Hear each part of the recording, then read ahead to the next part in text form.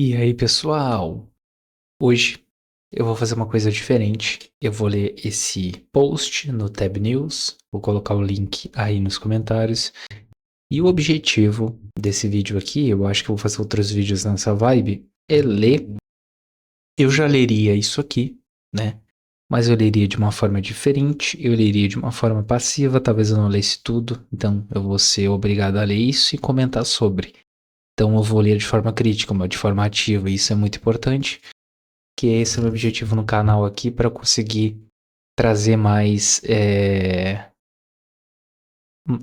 ser mais ativo mentalmente, sabe? Não ficar fazendo as coisas passivas, tipo, só consumindo conteúdo à toa, não fazendo nenhuma anotação, não discutindo a ideia e tudo, só acumulando informação e não largando nada, não processando nada, entendeu?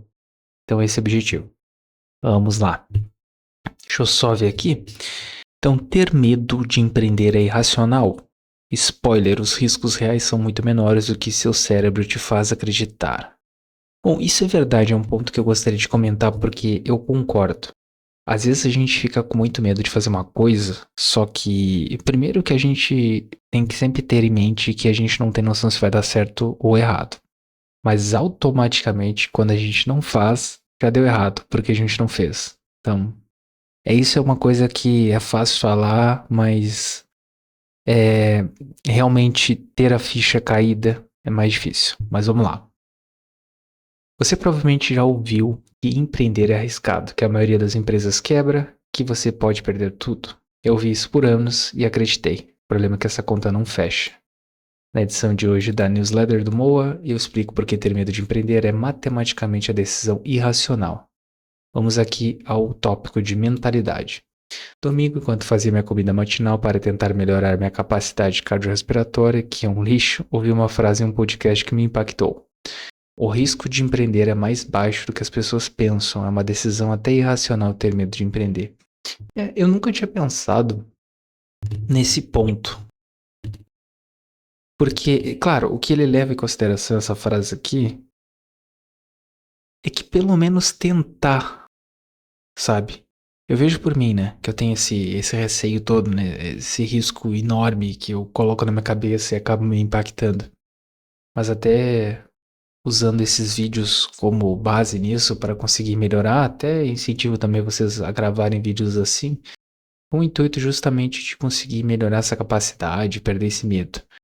Que medo, na verdade, ele foi feito para a gente dar um passo para trás, mas tem coisas que não fazem sentido, tipo empreender. A partir do momento que tu tenta alguma coisa, tu já é vitorioso, tu já ganhou 50% só de fato de tu ter tentado e colocado em prática, sabe?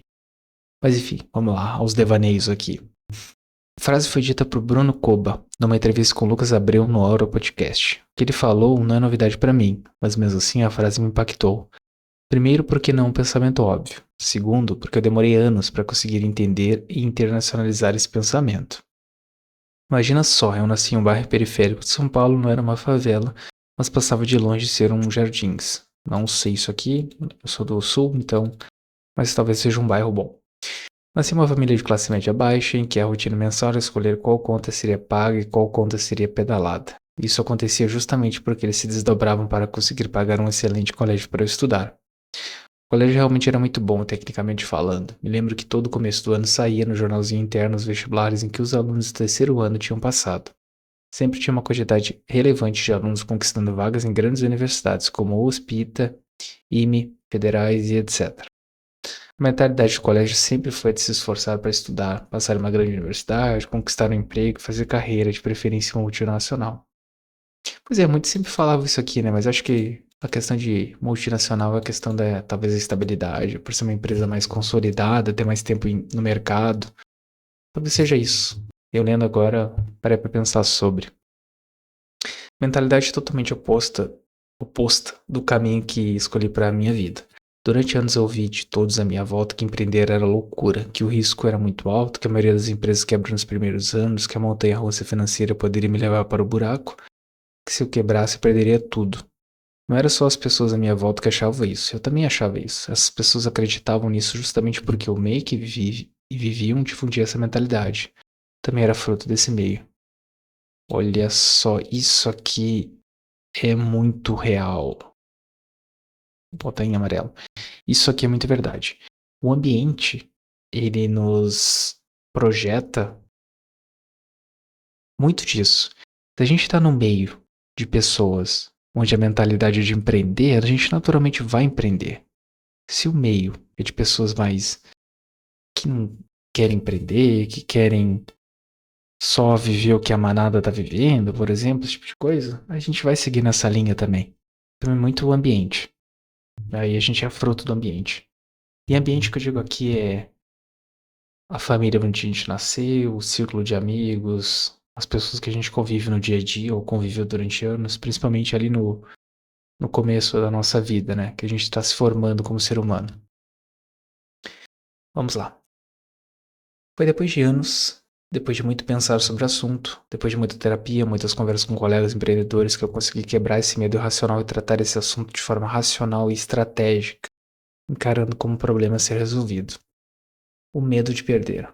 Vamos lá. Que ficou bizarro a formatação do Markdown. Mas é isso. Vamos ler. Daniel Kahneman cita em seu livro Rápido e Devagar que um dos vieses humanos é a aversão à perda. Ele descobriu esse viés através de um experimento simples, uma aposta de cara ou coroa. Cara, a pessoa ganha X, coroa, a pessoa perde R$ 100. Quanto X precisava ser para que a pessoa topasse? A maioria das pessoas só aceitava a aposta quando o valor de X passasse de 200, o que é uma decisão matematicamente burra. Enfim, aí tá, qualquer valor acima de R$ 100 já é uma aposta estatisticamente favorável. O ser humano não é racional, mas sim um ser emocional que racionaliza suas emoções. Essa racionalização se dá através de vieses, é verdade. Para o cérebro humano, perder dói mais do que ganhar agrada. É verdade, isso aqui é muito real. Deixa eu até marcar isso aqui, eu gosto de marcar. E é bem real. Faz sentido se levarmos em consideração que o nosso cérebro é fruto de milhões de anos de evolução e que vivemos em civilização há menos de 10 mil anos. Nosso cérebro ainda não se adaptou. Ele ainda entende que perder significa morrer.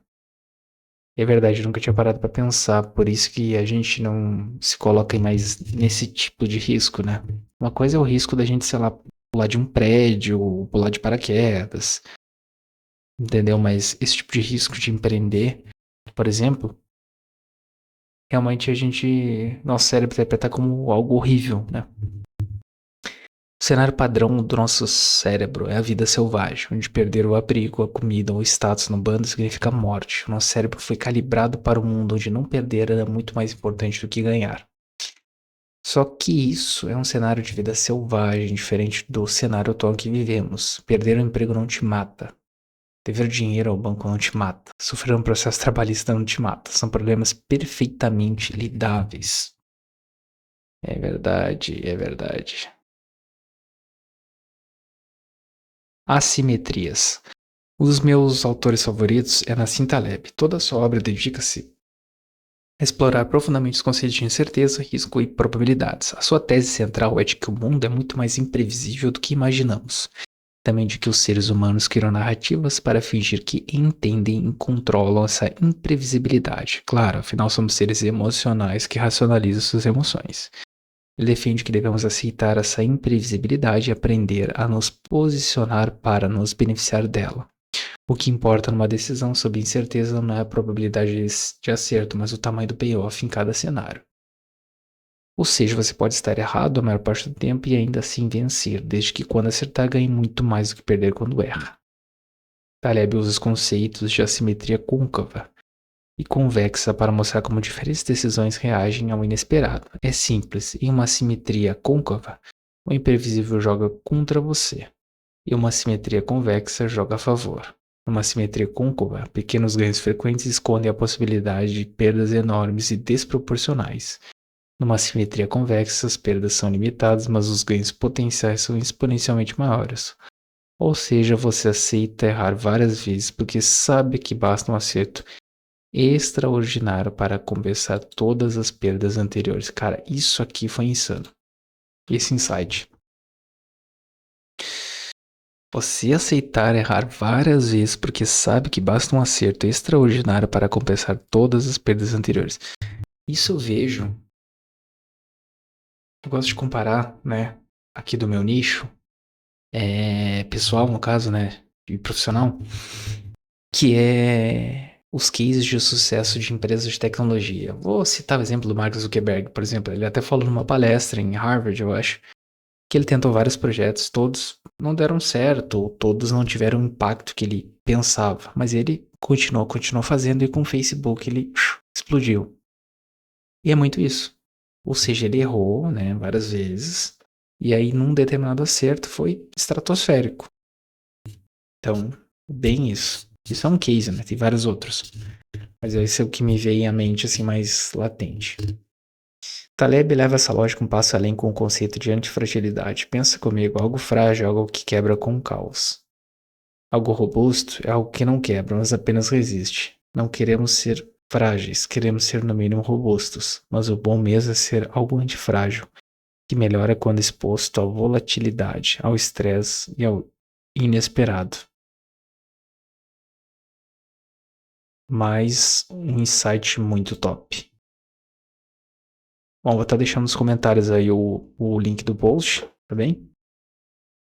Vamos seguir. A metáfora que ele usa é a da Hidra, da mitologia grega. Toda vez que uma de suas cabeças era cortada, duas nasciam no lugar. Ou seja, o dano não apenas não a destruía, como a tornava mais forte. Sistemas antifrágeis funcionam assim. Empreender é ser antifrágil. Vamos pensar nos benefícios de empreender. Se olharmos pelo lado financeiro, estamos falando de possibilidades de ganho bem maiores do que as de quem trabalha como empregado. Estou generalizando aqui, óbvio. Além do dinheiro, existem diversos outros benefícios. Ao empreender, você tem muito mais autonomia do que trabalhando para alguém. Pode controlar seu tempo, seu ritmo, pode escolher as pessoas com quem vai trabalhar, pode escolher as pessoas com quem não vai trabalhar. E os riscos de empreender? Existem, claro, e não são poucos. O principal deles é você quebrar. Quando você empreende, a responsabilidade é sua, no matter what. É verdade. E não pense que o risco é voltar a estaca zero. O risco de empreender é quebrar devendo. Devendo do banco, devendo a fornecedores, devendo ao Estado. Além desses riscos financeiros, existem outros riscos, talvez piores. Cansei de ver amizades acabando por conta de trabalho. É verdade, essa questão de sociedade aí ela é muito comum, né, de dar BO. Casamentos acabando por causa de uma falência, problemas emocionais por conta da pressão diária de que o empreendedorismo traz, e tem ainda o pior tipo de risco, que é aquele que você nem sabe que tem.